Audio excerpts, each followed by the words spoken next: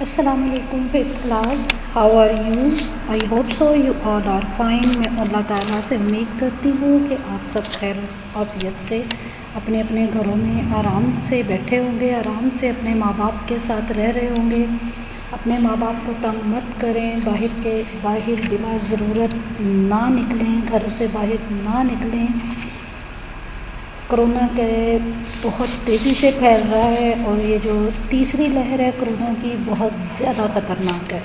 ٹھیک ہے، تو بہتر ہے کہ آپ اپنی بھی حفاظت کریں، اپنے گھر والوں کے بھی کریں. چلیں جی، آج ہمارا عنوان ہے، ٹاپک ہے غزوہ احد. یہ آپ کی پہلی اسائنمنٹ ہے، زمیہ کام نمبر 1 ہے، اور آپ نے یہ کس تاریخ کو جمع کروانا ہے؟ 8 اپریل 2021 کو جمعرات کے دن. ٹھیک ہے. اچھا، جیسے کہ ہم لوگوں نے کلاس میں بھی پڑھا ہے کہ غزوہ احد جو تھا وہ مسلمانوں اور کفار کے درمیان 3 ہجری میں یہ جنگ لڑی گئی تھی، اور یہ لڑائی مدینہ سے 5 کلومیٹر دور احد پہاڑ کے قریب لڑی گئی، اس لیے اس کو غزوہ احد کہتے ہیں. ٹھیک ہے. اب یہ ہے کہ اس کے اسباب کیا کیا تھے کہ ایک تو غزوہ بدر کی شکست کا بدلہ لینا چاہتے تھے کفار، دوسرا مسلمانوں کی طاقت بہت زیادہ بڑھ گئی تھی جس کو وہ کمزور کرنا چاہتے تھے. ٹھیک ہے. اب کیا ہوا تھا کہ کفار نے جو ہے وہ 1 سال تک تیاری کی.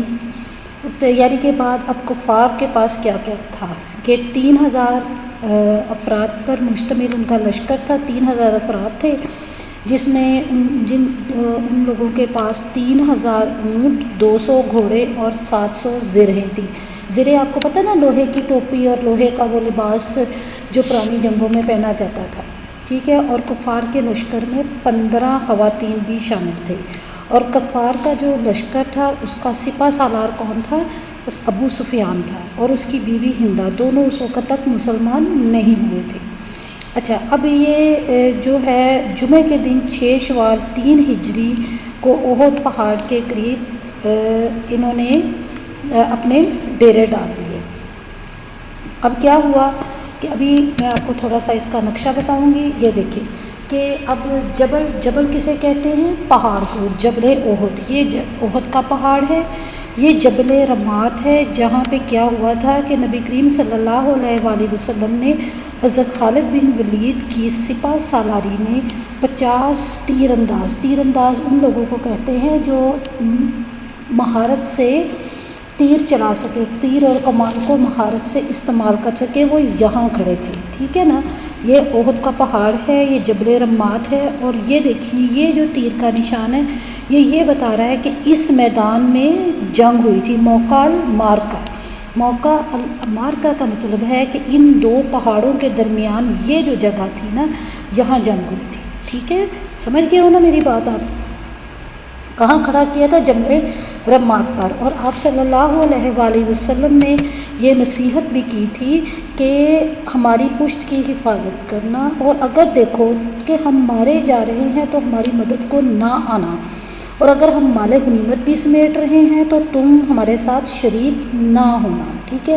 اب یہ ذرا تھوڑا سا مجھے انگلش میں ایک میپ مل گیا جس کے تھرو میں آپ کو زیادہ اچھی طرح سے سمجھا دوں کہ جو ہے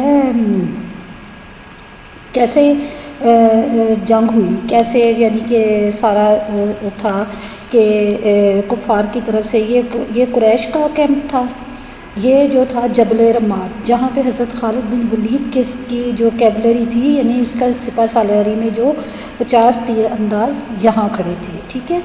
اچھا، اب یہاں کیا تھا؟ حبیب بن المندیر کی انفینٹری تھی، یا مصعب بن عمیر کی انفینٹری تھی، زبیر بن نام کی، یعنی 3 سپہ سالار مزید تھے جن کی نگرانی میں جنگ ہو رہی تھی. اور ادھر سے 2 سپہ سالار تھے، اکرمہ اور ابو سفیان. یہ ان دونوں کا لشکر تھا. یہ 3 انفینٹریز مسلمانوں کی تھی. یہاں پہ نبی کریم صلی اللہ علیہ وآلہ وسلم نے اپنا کیمپ لگایا ہوا تھا، اور یہ احد کا پہاڑ تھا. ٹھیک ہے. اب ذرا تھوڑا اور کلیئرلی میں آپ کو سمجھا دوں کہ اب یہ جبل احد ہے، یہ جبل رمات ہے. یہ ان دونوں کے درمیان میں یہ مشرکین تھے اور یہ مسلمان تھے.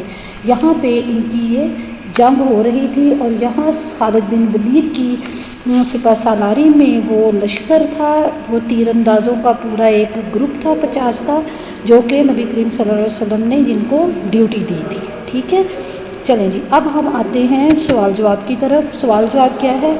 جنگ احد میں، سوال نمبر 1 کیا ہے؟ جنگ احد میں کفار کے لشکر کا سپہ سالار کون تھا؟ جنگ احد میں کفار کے لشکر کا سپہ سالار ابو سفیان تھا. نبی کریم صلی اللہ علیہ وآلہ وسلم نے اپنی تلوار کس صحابی کو دی تھی؟ نبی کریم صلی اللہ علیہ وآلہ وسلم نے اپنی تلوار کس صحابی کو دی تھی؟ یہ آپ کو بڑی اچھی طرح سے معلوم ہے کس کو دی تھی؟